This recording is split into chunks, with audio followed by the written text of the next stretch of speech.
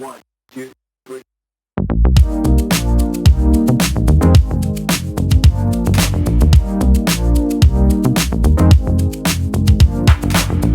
What's going on, you guys? Welcome back, man, to another King Japes video.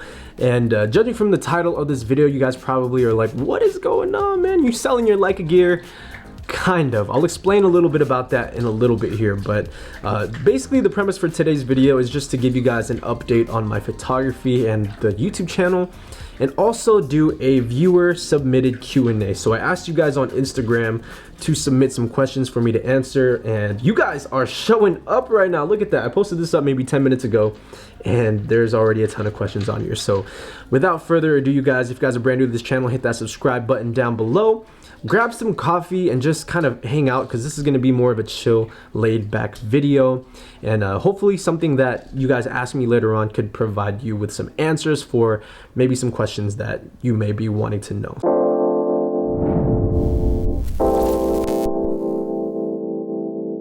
Alright, so the first thing that I want to tackle is the elephant in the room. You know, what's up with the title, man? Why are you selling your Leica gear? Part of that is completely not true. I'm not selling all of my Leica gear. So as you guys know, I have a Leica M2 with a 35mm Summicron version 4 King of Bokeh. This is the pre-spherical version right here. And then I also have a Voigtlander Bessa R2A, and I know it's not Leica, but it takes an M mount lens, and so I'm categorizing them in the same kind of category here. Now, I've been on the fence with selling the Bessa, and honestly it's because it's still broken. I'm having a really hard time finding somebody to repair it at a reasonable price.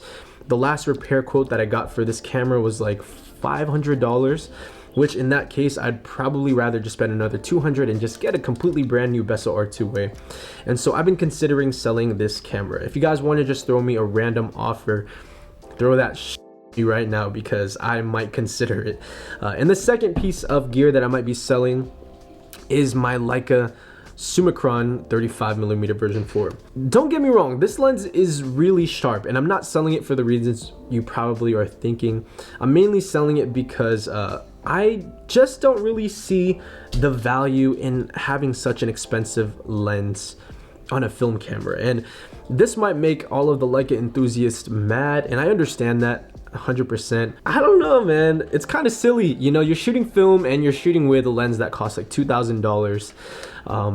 And you look at some of the other lenses that are for the M mount that are more modern, like the Voigtlander lenses, the Carl Zeiss lenses, the ZM mount lenses, and the image quality is very comparable to the Leica lens. So like I said, this is not a bad lens. It's actually super sharp, but at the same time, if it performs kind of at the same level as some of the other lenses, I just don't understand why I need to hold a piece of gear with such high value. So I don't know, man. I got to try out the Summicron. I love it, and I'm still kind of thinking about this. I'm testing the waters, but yeah, I might just want to sell this lens. If any of you guys are interested in purchasing this lens from me, man, hit me with an offer.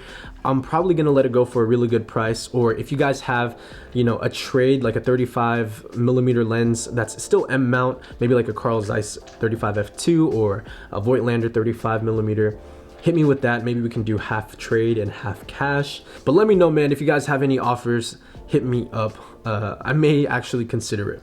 Alright, so now that we got the elephant out of the room, I want to update you guys a little bit about the YouTube channel. So as of late, I've been kind of prioritizing the channel and trying to create content that you guys are going to enjoy on a consistent basis. And we upload every single Sunday. So for a while I was doing Tuesday uploads, but now I'm gonna do Sunday uploads. I just figured that it's the easiest for me and my schedule, and hopefully you guys can, you know, catch on to it. We are uploading videos every single Sunday. Now, depending on how much time I have throughout the week, as of right now, I'm starting to have a little bit more time. If I could pump out an additional video, I will be uploading my second videos on Wednesday of the same week, so Sunday and Wednesday. And hopefully, man, that is the new schedule moving forward. So set in stone for sure Sunday. Wednesdays are questionable, but this is just what works best for me and my schedule. And if you guys have any recommendations on, like, you know, videos you guys want to see me do in the future, comment them down below, man, because who knows, if a lot of people are, you know, asking the same question, I might as well just make that video. All right, so now that we got that stuff out of the way, man, I think I want to move into the Q&A. But I am going to be including the username for each of these questions. So you guys are going to get a quick little shout out, free little shout out in this video. All right, so here is the first question. It comes from HG Shutter. Do Instagram likes get in the way of your photography work sometimes? Not necessarily. So the way I view Instagram is it's a sharing platform. So I don't let Instagram directly influence my photography. Most of the time, my photography is based off of things that I'm interested in, or, you know, moods, feelings, emotions. Everything that encompasses my photography is based off of myself. So I will never let Instagram kind of dictate my photography. Instagram to me is just a platform to which I can share what I'm personally doing with my photographs. Otherwise, my content wouldn't be true if I was shooting for Instagram. And so to answer your question, man, do Instagram likes get in the way of my photography? Not at all. Again, Instagram is a sharing platform. I make photographs for myself. Next question is from can_did_photo_bomb. Long name, man. All right. Would you ever trade photographing the Bay Area for another place? That's a tough one because the Bay Area is such a diverse location. I mean, if you look at the geography of where we're at, we got San Francisco, kind of the main hub, right in the middle, Northern California. And then a couple of hours drives away, you can get to Yosemite, which is, 2-3 hours away. Or you can head out to the coast in San Francisco. You can go to Point Reyes. You can hit all of these crazy spots that give you different looks and feels without really having to go too far. It'd have to be a location that is just amazing for street photography. One place though that I do want to do a lot of street photography in is in like New York, because all of the great street photographers have done New York already, and I kind of just want to see what it's all about. But I think that's going to be tough, man. The Bay Area is just a really good spot for any photographer, really. We cover the whole entire spectrum, from landscape, architecture, street photography to portrait photography. HW Biera asks, what is your opinion about street photography without people? That's a good question. So I'll be honest with you, man. Street photography, in my opinion, is whatever you make it. And I understand that the street photography community will often downplay photographs that don't have people in it for some reason. But if your photograph can communicate a mood, if it can communicate a story, maybe an emotion, even right now, with empty streets, that could definitely communicate something in the future, If it can somehow communicate some type of story, a message, or an emotion, I just feel like people in the frame are just focal points. It's just another aspect of composition, and you don't necessarily need people if you can still successfully communicate some type of story. That was a good question though, man. Film with Fern asks, will there be a subscriber meetup? As of right now, it's not looking too great. I think there's still a rule where the gatherings of a certain amount of people are not allowed, and so I can't even do the workshop in LA yet. That has still been postponed, but when everything clears up, hopefully within the next year or so, I will love to do another subscriber meetup. Coined Master asks, who makes the best film camera SLR bodies? There has only been one company in history that has made the best film SLR bodies. Minolta Mother. No, I'm just kidding. All right, yeah, Minolta for sure is one of them. But I think there's a lot of companies, man. Pentax made really good SLRs. Olympus, RIP Olympus, made really good SLRs. Canon made the F1. Nikon made the F3. They're all really good, man. So there's not really one kind of go-to. My Travelogram asks, if you have one tip for a newbie film photographer, what would it be other than just go out and shoot? My one tip for any newbie film photographer, and I hate using the word newbie, I don't know, it just sounds like Call of Duty, would probably have to be not to get fixated on photography gear.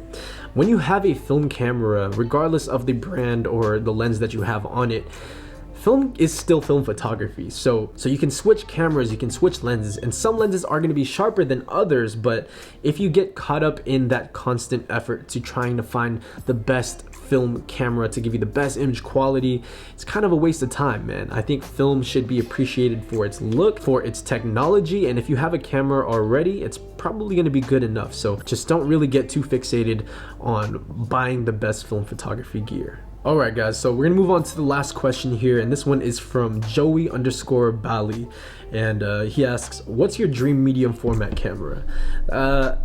Guys, this is my dream medium format camera, the Pentax 6.7. So I already have the camera of choice, but to kind of answer your question in terms of 35mm terms, my absolute dream 35mm camera would have to be the Hasselblad X-Pan. That camera has been on my mind literally ever since I started shooting film and when I found out about it. Like a panoramic 35mm camera that can have different focal lengths, different lenses that you can use. It's, you know, definitely not as big as the 6.7, but it's still big enough to kind of take around with you and have some fun. I'd love to do like some crazy street photography panoramic work with it. Take that thing to shoot landscapes, do some like crazy kind of double exposure X-Pan work. I don't know, man. There's so much to do with the Hasselblad X-Pan, and honestly, that's my dream camera. That might be my next big camera purchase. Not anytime soon, but maybe in the next 10 years or so. Alright, you guys, so that is going to wrap it up for this video. I hope you guys enjoyed it. If you guys have any more comments, questions, or even video recommendations, feel free to leave that in the comment section down below. Thank you guys for tuning in again. And remember, folks, we're uploading every Sunday now. So expect new videos every single Sunday. And that's going to wrap it up, you guys. I hope you guys are staying safe. I hope you guys are staying blessed, man, and creative. Get out there, do your thing. As always, Minolta Gang.